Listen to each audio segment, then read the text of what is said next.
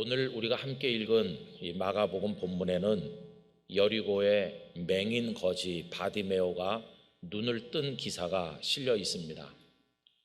이 사건의 구조는 간단합니다. 만남과 그 만남으로 인한 아름다운 결과입니다. 바디메오는 그날 예수님을 만났고 예수님을 만난 결과 눈을 뜨게 됐습니다.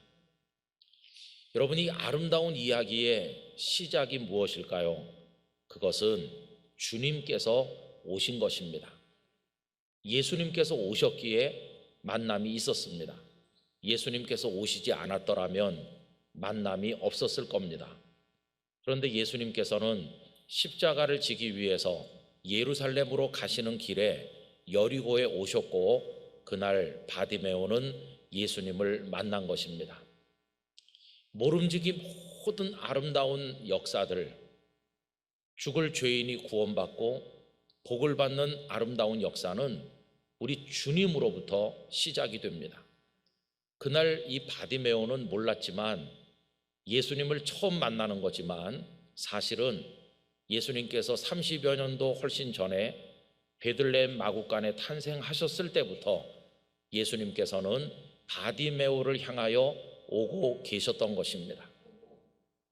더 거슬러 올라가서 말하면 구약 시대에 주님께서 오실 것이 예언자들을 통해서 선포되고 있던 그때 벌써 예수님께서는 바디메오를 향해 걸어오기 시작하셨다고 말할 수도 있을 것입니다. 그런데 여러분, 그 주님께서 우리에게도 오셨습니다. 2000년 전 베들레헴 마구간에 탄생하실 때 벌써 예수님께서는 2000년 후 대한민국에서 있을 우리와의 만남을 준비하고 출발하신 겁니다. 그리고 우리를 향한 예수님의 발걸음은 단 한순간도 멈춘 적이 없었고 당신께서 정하신 그때 정확하게 우리 인생 앞에 예수님께서 오신 것입니다. 여러분, 바디메오가 예수님을 만남으로 그 평생의 천형인 앞을 보지 못하는 고통에서 구원을 받는 것처럼 우리들도 예수님을 제대로 만나기만 하면 놀라운 구원의 축복을 얻게 될 것입니다. 그래서 이 만남과 만남으로 인해 다가오는 아름다운 열매가 우리에게도 가득하기를 간절히 원하는 것입니다. 여러분, 주님께서 이제 우리에게 오셨고 이 역사가 이루어지기 위한 그 다음 단계는 무엇이겠습니까? 그것은 주님을 향한 우리의 마음입니다. 그날 여리고 성에 있었던 사람들을 주님과의 관계에 입각해서 몇 종류의 사람들로 그 부류를 나누어서 생각해 볼 수 있는데, 어떤 사람들은 예수님께서 오셨다가 가시는 것을 아예 알지도 못한 사람들도 있었을 겁니다.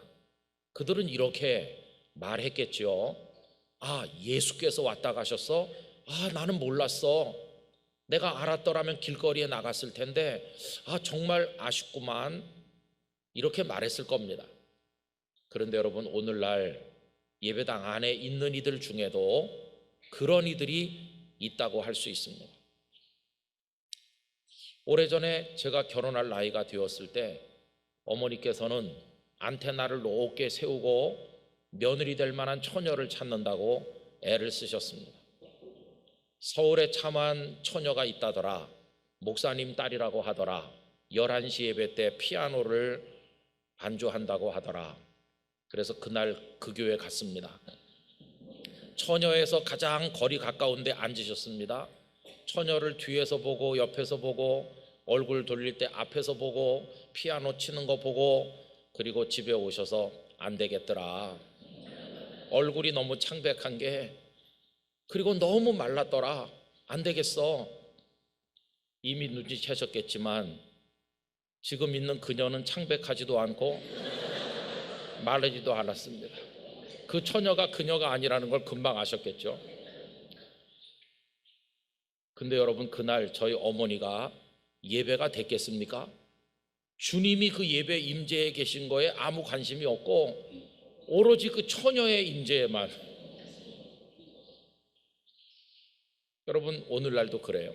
억지로 여기 와 있던지 아니면은 어떤 사람 만나려고 왔든지 아니면 호기심에 왔든지 어떤 이들은 예배당 안에 있기는 있지만 와 예배당이 크네 작네 멋지네 찬양대가 노래를 뭐 제법 부르네 못 부르네 뭐 이런 거 그런데 신경을 쓰지 주께서 이 자리에 임재해 계신 걸 전혀 모른 채로 돌아가는 이들이 많이 있습니다. 여러분 아십니까? 우리 주님은 영으로 성령님께서 지금 우리 가운데 계십니다. 이 종에게도 계시고 여러분에게도 함께 계신 것입니다. 주님의 임재를 아는 영적 지각이 감각이 그런 영성이 우리에게 있기를 원합니다. 또 그날 여리고성에 있었던 주민들 중에는 어떤 사람들이 있었을까요? 예수님이 오셨다는 걸 알기는 했지만 관심이 없어서 그 길거리에 나가지 않은 사람들도 많았을 것입니다. 그들은 이렇게 말했겠죠. 난 알긴 알았어. 그런데 그날 워낙 바빠서 나가지 못했어. 아니 못했다기보다는 별 필요를 못 느꼈어. 자네들 너무 호들갑 떨지 말게. 세상에 랍비가 예수 하나뿐인가? 뭐 별로 대단해 보이지도 않더구만. 그 정도 말하는 사람들도 있었을 겁니다. 여러분 오늘날 교회 안에도 보면 그런 이들이 없다고 할 수는 없겠죠. 교회도 좀 다니고 설교도 좀 들었어요. 그런데 깊은 은혜를 경험하지는 못했습니다. 우리 주님이 얼마나 놀랍고 소중한 분인지를 아직 잘 모릅니다. 그래서 이렇게 말합니다. 좋지. 나도 교회 종종 가. 말씀도 들어. 좋은 얘기 많이 들으면 좋은 거야. 약이 되고 좋지. 그러나 너무 한쪽으로 기울면 안 돼. 세상에는 좋은 게 얼마나 많다고. 그래 자네도 균형 감각이 필요하니까 뭐 가끔 가서 그렇게 하지만 가끔 세상에 정말 좋은 것들도 많으니 거기도 좀 관심을 가져봐. 그분들은 예수님보다도 세상에 있는 게 더 좋다고 생각하기도 합니다. 그런데 누가 그런 분들에게 종교가 뭡니까? 이렇게 물어보면 기독교라고 써 넣기는 할 것입니다. 그러나 그리스도인은 아닌 것이죠. 또 그날 그 여리고에는 46절에 허다한 물이라고 표현된 사람처럼 이런 이들도 있었을 겁니다. 예수님이 오신 것도 알고 막 반가워하면서 길거리로 뛰쳐나가서 예수님 그 곁에 바싹 다가서서 길거리를 가득하게 메우고 예수님 뒤를 따라다니던 사람들도 있었을 겁니다. 그들은 이렇게 말했겠죠. 자네 오늘 얼마나 굉장한 일이 있었는지 아는가? 내가 여리고에서 태어나서 지금까지 살았지만 이렇게 많은 사람들이 모인 건 난 처음 봤네. 굉장했다니까. 그리고 그 예수 선생님 보통 분이 아니셔. 자네도 알지? 그 길거리에 있는 그 맹인 거지 바디메오 말이야. 그날 그가 눈을 떴네.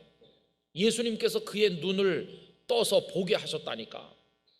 지금 바디메오는 맹인도 아니고 거지도 아닐세.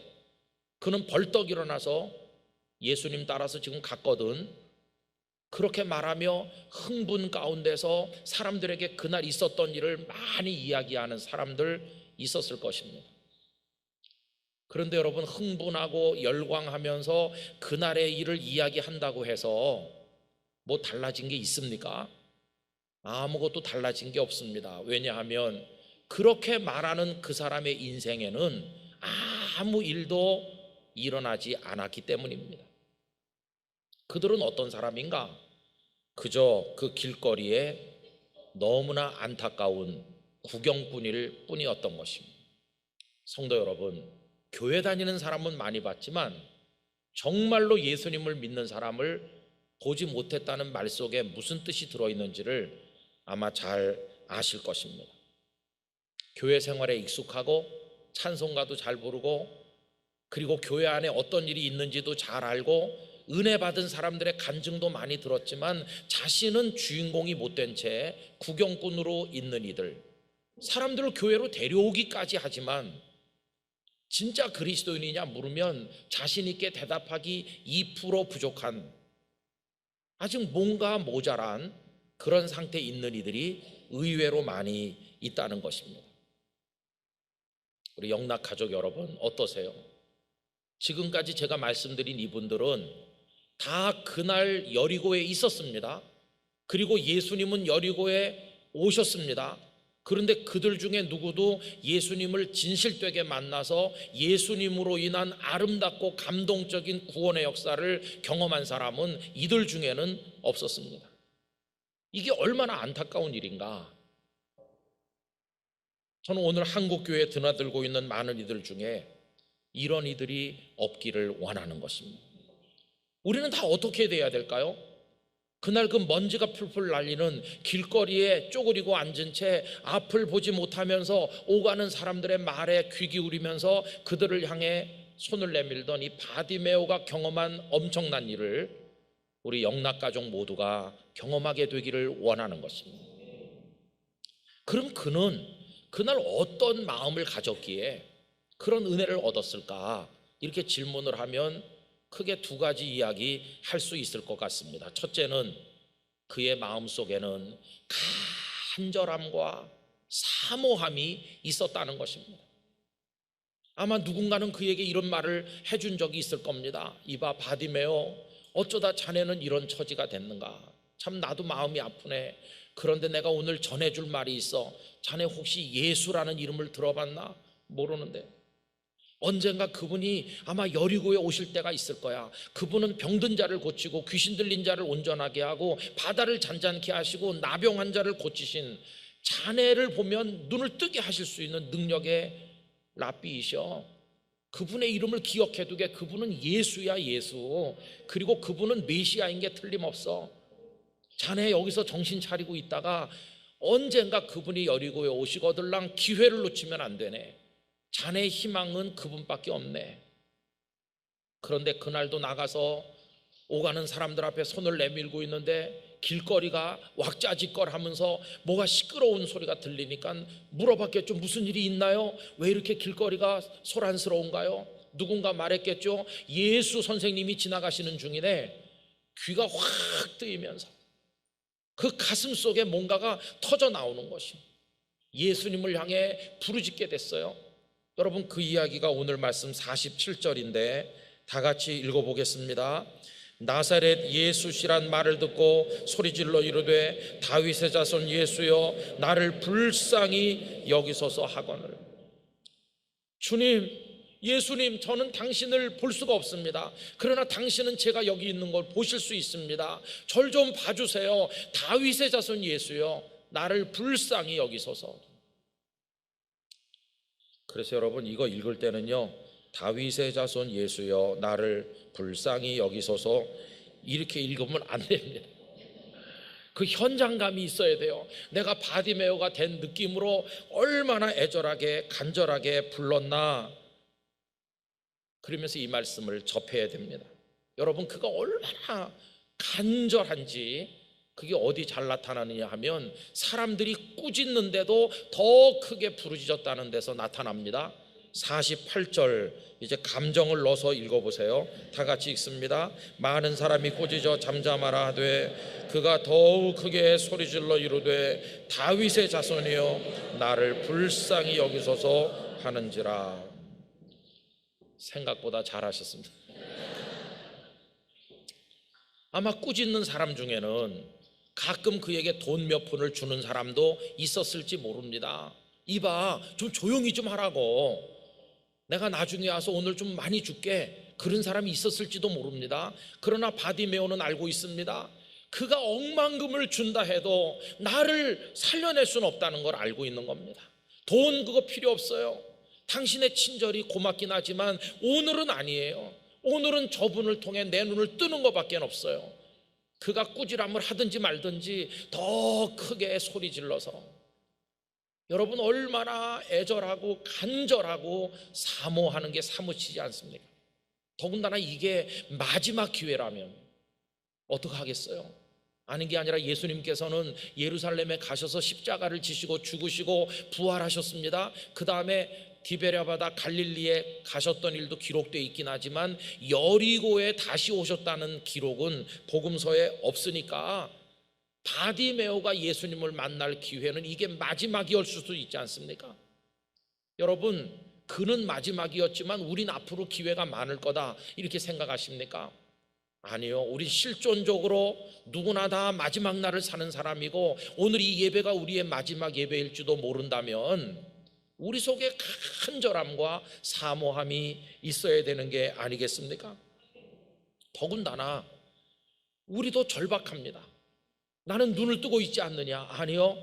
우린 다 영적으로 맹인 것 같고 로마서 3장 10절에 의인은 없나니 한 사람도 없다고 했으니까 우린 다 멸망에 떨어질 죄인으로 존재하고 있기 때문에 구원하시는 주님의 은혜가 우리에게도 반드시 필요하다는 것입니다. 그래서 그 은혜를 뭐 받아도 그만이고 못 받아도 그만인 그게 아니기 때문에 여러분 간절함과 사모함이 있어야 되는 것입니다. 여러분이 예배당에 들어오시면서 오늘 여기 앉아 계시면서 얼마나 주님을 향한 사모하는 마음으로 간절함으로 예배하고 계시는지요. 우리 자신을 생각해 봐야만 할 것입니다.